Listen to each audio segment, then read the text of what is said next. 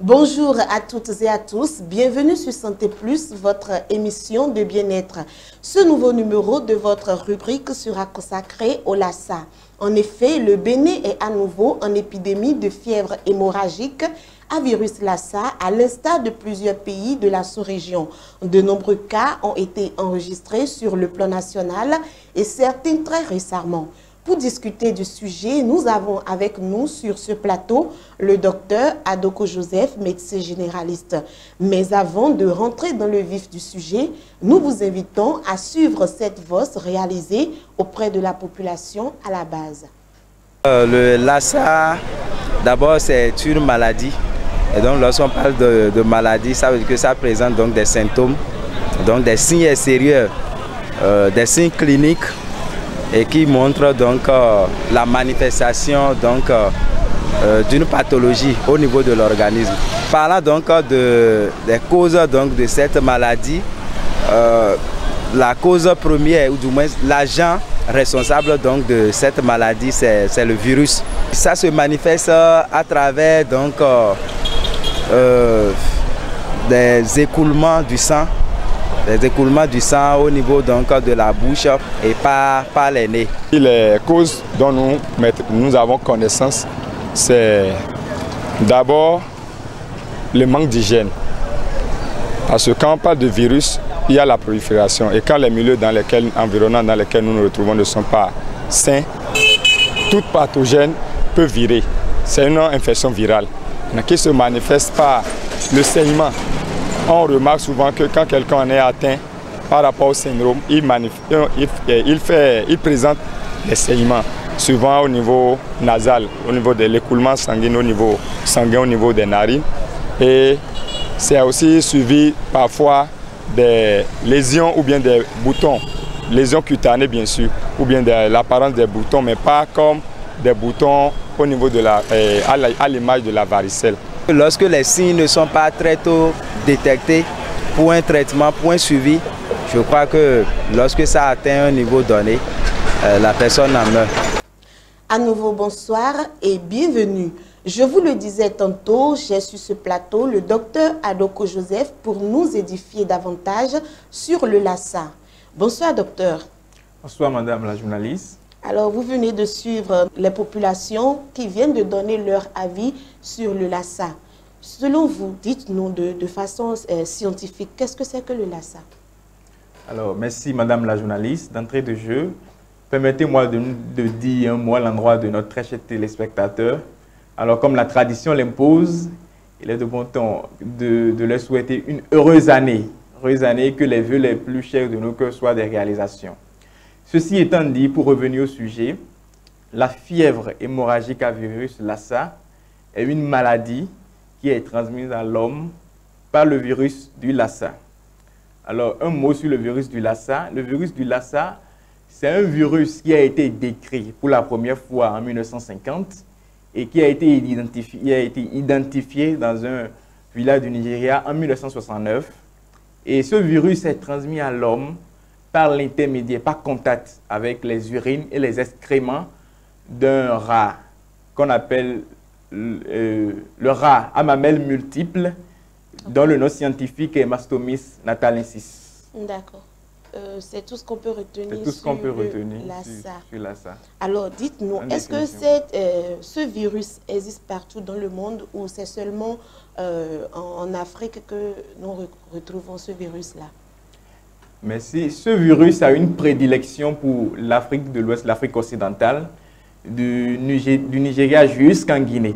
C'est dans cette zone qu'on retrouve surtout ce virus. D'accord. Nigeria, Guinée et donc Nigeria, le Bénin, Guinée, le Togo. Bénin, Mali, Togo, tous ces pays sont... Comment ça se manifeste? Comment on sait que quelqu'un est en train de souffrir de Lassa? Alors, le Lassa, les manifestations sont des manifestations communes à toutes les fièvres hémorragiques. Alors, la période d'incubation est de 2 à 21 jours, période au cours de laquelle il n'y a aucune manifestation. Quand la maladie devient symptomatique, ce qui est au devant du tableau, c'est la fièvre, comme son nom l'indique. Une température qui est supérieure à 38 degrés. On trouve que la personne une fièvre. En dehors de la fièvre, il y a un mauvais état général qui accompagne et une faiblesse généralisée. Et quand la maladie devient vraiment plus symptomatique, on observe des coups battus, c'est-à-dire la personne vous dit peut-être qu'il a mal dans tout le corps, des myalgies, des irritations de la gorge qui fait peut-être mal, la personne vomit, la personne fait la diarrhée, la personne tousse, la personne a peut-être mal à la poitrine. Et dans les cas extrêmes, les manifestations hémorragiques, c'est-à-dire la personne peut saigner par le nez, la bouche et même l'anus. Il y a des hémorragies qu'on appelle des hémorragies internes, peut-être c'est dans le poumon que la personne saigne ou même à l'intérieur de tout son système que la personne saigne. Et c'est ça qui conduit plus tard à ce qu'on appelle un état de choc. La personne vient peut-être en consultation avec une tension qui est assez basse, une hypotension. D'accord. Donc, dès qu'on constate ces symptômes chez une personne, qu'est-ce qu'il faut faire? Il faut en même temps déplacer l'individu vers un centre hospitalier. Alors, lorsqu'on est en période épidémique, comme ce qu'on vit actuellement, dès qu'on constate ces symptômes, le premier réflexe, c'est d'amener la personne dans une structure sanitaire la plus proche. C'est le premier réflexe. Il ne faut pas tenter de traitement à domicile parce que tenter un traitement à domicile peut être source de dissémination de la maladie au sein de la communauté. Alors, une fois à l'hôpital, quel traitement on apporte à cet individu-là? Comment ça se passe? Alors, une fois à l'hôpital, les agents de santé qualifiés s'en chargent parce que dès qu'il y a suspicion de la fièvre hémorragique, il faut tout de suite isoler la personne. Même sans prélèvement, dès qu'il y a suspicion, il faut tout de suite isoler la personne pour éviter la dissémination. Et comme il y a des manifestations cliniques, comme il y a des symptômes, notamment s'il y a une hypotension, il y a la fièvre, il faut commencer par soulager la personne en lui administrant des calmants, peut-être du paracétamol pour calmer la fièvre, des solutions de réhydratation pour lutter contre une hypovolémie éventuelle. Alors, et tout de suite alerter les autorités sanitaires qui se chargeront de faire des prélèvements biologiques sur la personne en question, qui t'a confirmé la fièvre hémorragique par des laboratoires agréés. Une fois confirmé, on peut démarrer un traitement étiologique. C'est la seule fièvre hémorragique qui, jusqu'à ce jour, a un traitement étiologique à base de la ribavirine. D'accord. Voilà le traitement par rapport à la fièvre Lassa. Et est-ce que tous les centres hospitaliers sont à même de prendre en charge ces malades-là, où il y a des centres spécialisés? Si, il y a des centres spécialisés, surtout en période épidémique comme ça, il y a des centres qui sont spécialisés pour la prise en charge de cette pathologie. Et comme vous le savez, la pathologie a sévi surtout dans le nord, dans le Borgou et dans le littoral. Donc, le Centre national hospitalier universitaire du Borgou et le Centre national hospitalier universitaire de Cotonou, Ubekoutou-Koumanga, ont été choisis pour prendre en charge ces malades-là. Alors, dites-nous, il y a quand même quelque chose à expliquer. Pourquoi c'est le Borgou et le littoral et tous les départements qui sont au milieu? Comment ça se fait que ces cas de maladie ne se retrouvent pas dans ces départements et c'est le Borgou et le littoral? Voilà, ça c'est une réelle question puisque nous-mêmes, on s'est posé, nous-mêmes spécialistes, on s'est posé la question, est-ce que les malades qu'on a eus dans le Borgou et celui de Cotonou, est-ce que c'est le même foyer? La question s'est posée. Mais jusqu'à ce jour, on ne peut pas vous dire de façon franche si c'est le même foyer. Tout ce qu'on sait, c'est qu'on sait qu'il y a quelqu'un qui est allé au Nigeria, qui a vécu au Nigeria, qui est rentré au Bénin, notamment à Parakou, avec le virus. Et de là, ses proches directs ont également contracté la maladie.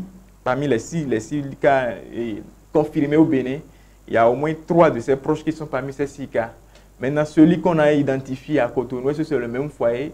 La question se pose toujours. Alors, est-ce qu'on peut guérir complètement de Lassa ou ça laisse toujours des séquelles? Alors, heureusement que c'est ça que nous, on a ici au Bénin, la fièvre à virus Lassa, puisque parmi toutes les fièvres hémorragiques jusqu'à ce jour, c'est la seule qui a un traitement étiologique efficace à base de la ribavirine. D'accord. Alors, on peut se guérir totalement de cette fièvre-là. Il y a 25% des cas qui vont présenter des complications à type de surdité. 50% de ces 25% vont être d'ici 3 mois guéris complètement. Mais les 50% restants vont garder des séquelles toute leur vie, malheureusement. Qu'est-ce qu'il faut faire pour se prévenir de ce virus-là, pour quand même ne pas avoir de ces séquelles-là à gérer plus tard? Pour la prévention de la fièvre hémorragique à virus Lassa, la prévention se fait déjà dans la communauté et dans les structures hospitalières. Dans la communauté, puisqu'on sait que c'est le rat mamelle multiple dont les excréments contiennent le virus qui transmet la maladie à l'être humain, le rat est l'hôte. Donc, il faut garder les denrées alimentaires, notamment les céréales, dans des contenants qui sont à hors de portée de ces rats. Il faut aménager son milieu de vie pour éviter à ce que les rats s'y trouvent demeurent. Ça, c'est les mesures dans la communauté également. Lorsqu'il y a un malade suspect de la fièvre hémorragique à virus Lassa, il faut éviter tout contact et l'amener dans une structure hospitalière appropriée. Mais au sein des structures hospitalières, ça passe par les mesures d'hygiène basiques. Avant de toucher un malade, il faut se protéger, il faut porter des équipements de protection, il faut avoir des gants avant d'examiner un malade. Et dès qu'un malade est suspect, il faut l'isoler. Il faut l'isoler pour que ce malade-là ne soit vraiment plus en contact avec les autres malades, ce qui pourrait être une source de dissémination de la maladie au sein des structures hospitalières. Et également, les laborantins qui manipulent les prélèvements biologiques de ces malades-là doivent être assez prudents dans la manipulation de ces prélèvements de liquide biologique. Donc, ces malades n'ont pas droit aux visiteurs? Non, pas vraiment. Non, c'est seulement le personnel soignant qualifié qui se trouve en contact avec ces malades. Ils n'ont pas droit aux visiteurs. D'accord. Alors, vous avez parlé tout à l'heure de 6 cas. Est-ce seulement ces 6 cas qui ont été enregistrés au Bénin depuis que l'épidémie a commencé, ou combien y a-t-il eu au total et toutes ces personnes sont-elles guéries? Au total, 15 cas ont été notifiés. Parmi ces 15 cas, 6 cas se sont révélés positifs au virus de Lassa. Donc, parmi ces 6 cas, il y a 5 dans le Borgou, 1 à Cotonou ici. Tous ces 6 cas, après 21 jours, ont été déclarés guéris totalement, puisque le traitement, on a démarré le traitement déjà dès les premières manifestations cliniques, le traitement étiologique a été démarré. Donc, quelles sont les mesures qui sont prises au niveau national pour lutter contre l'épidémie? Il ne faut quand même pas attendre à chaque fois qu'il y ait des cas pour pouvoir apporter des traitements. Qu'est-ce qu'il faut faire déjà? Qu'est-ce qui est en train d'être fait par les dirigeants pour pouvoir éradiquer ce mal?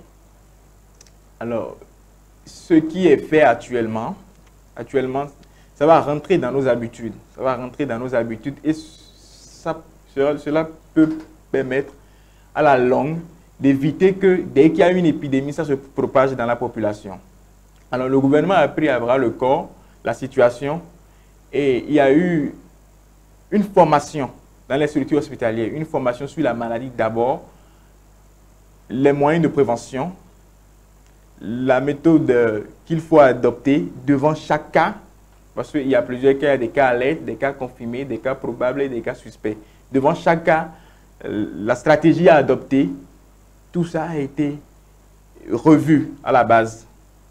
Alors, donc, il y a eu les agents de santé ont bénéficié vraiment d'une formation. On a profité de cette épidémie-là pour former les agents de santé par rapport à cette pathologie-là.